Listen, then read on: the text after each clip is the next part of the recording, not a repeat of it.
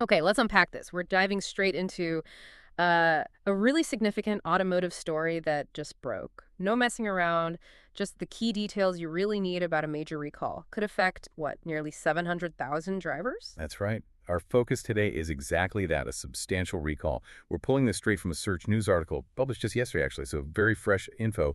And it really shows how fast this kind of news moves, doesn't it? Absolutely. So, our mission here for you listening is to pull out the most crucial bits of information from this report.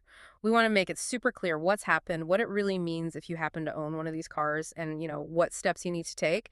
Get you completely up to speed, but without all the jargon, without feeling overwhelmed. Right, so let's start with the numbers, the sheer scale. We're talking almost 695,000 Ford vehicles being recalled. Yeah, it's a big one. And specifically, the breakdown is, let me see, 355,227 of the 2020 to 2022 Escape crossovers. And also 339,044 of the 2021 to 2024 Bronco Sport crossovers. And the core mechanical issue, the thing flagged in the report, it's a cracked fuel injector. Seems to be mainly in the models with the 1.5-liter engine. Okay, a cracked fuel injector. That definitely Yeah. sounds serious. So what does this actually mean for someone driving one of these? Here's where it gets really interesting. Yeah. What's the real risk? Well, the danger is that a crack there in the injector, it could allow fuel to leak out. And if that fuel leaks onto really hot engine surfaces, think like the turbocharger or maybe the exhaust manifold, that creates a real risk of fire. That's the main hazard Ford is trying to get ahead of here. Yeah. If we connect this to the bigger picture, it's all about preventing those underhood fires. A fire risk. Okay, yeah, that is alarming. So how would you even know if this was happening? If you're a driver, I mean. Are there warning signs, things people should be looking out for? Yes, definitely. The recall report lays out some pretty clear signs. You might notice a strong gasoline smell, either inside the car or maybe around it when you park. Or, even more obviously, you could see smoke coming from under the hood. And importantly, there should also be some kind of warning light or maybe a message that pops up in the instrument cluster. Okay, so there are definite signs. That's helpful. But still, hearing fire risk is going to make anyone anxious, right? Now, the report did mention something, a statistic I found really, really interesting that might actually ease some worries. Can you talk about the actual estimated number of vehicles that really have this defect? What does that small percentage tell us? Right, that's a key piece of context. Yeah. So while Ford is recalling this huge number, almost 695,000 vehicles, the current estimate is that only about 0.3%, that 0.3%, actually have the faulty injector. Wow, 0.3%. That's tiny. It really is. If you translate that percentage into a number, it's roughly 2,084 vehicles out of that massive recall pool.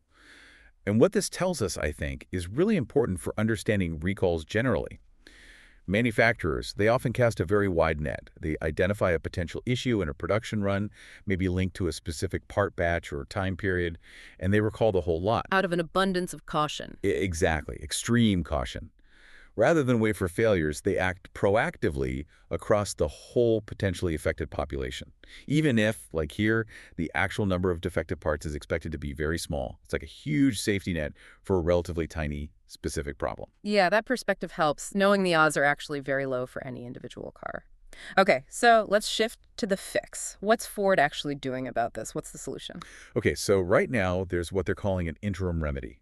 It involves a software update for the affected escapes in Bronco Sports. And this update is actually quite smart. It's designed to detect if a fuel injector cracks. The software can tell. Apparently so. And if it detects a crack, the software does a few things automatically. It disables the high-pressure fuel pump, cutting off that fuel flow. It also derates the engine power, basically. It reduces performance so things don't get too hot. Yeah. And it actively tries to reduce the temperatures of those potential ignition sources in the engine bay we talked about. Yeah. And of course, this will all be done free of charge for the owners. Standard recall procedure. Right, free of charge. That's important. So a clever software patch for now. What about the timing for owners? When will they hear? And you said interim fix. Does that mean there's a permanent hardware solution coming later? Good questions. Owners should expect to get official notification letters by August 18th, 2025. Ugh. So, still ways off. But Ford has apparently already let its dealer network know, so they should be prepared. And yes, the report was clear that this software update is interim.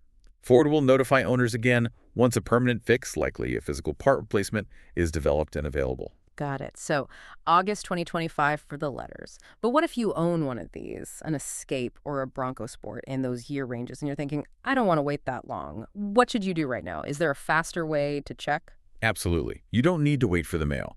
The best thing to do is grab your vehicle identification number, your VIN. You can find it usually on your dashboard, visible through the windshield, or on your registration documents. Then just go online to either Ford's official recall website or the National Highway Traffic Safety Administration site, nhtsa.gov. Both have tools where you can enter your VIN, and it'll tell you instantly if your specific vehicle is part of this recall, much faster. This raises an important question, though, about just how easy this information should be to access right. Definitely. Good tip on the VIN check. Okay, so let's quickly sum up the key takeaways from this deep dive then. We've looked at this major Ford recall, almost 700,000 Escapes and Bronco Sports, the issue. A potential cracked fuel injector, 1.5-liter engine models mostly, leading to a fire risk. We talked about the warning signs, gas smell, smoke, dash lights. But also the crucial context. Maybe only 0.3% of recalled vehicles actually have the bad part.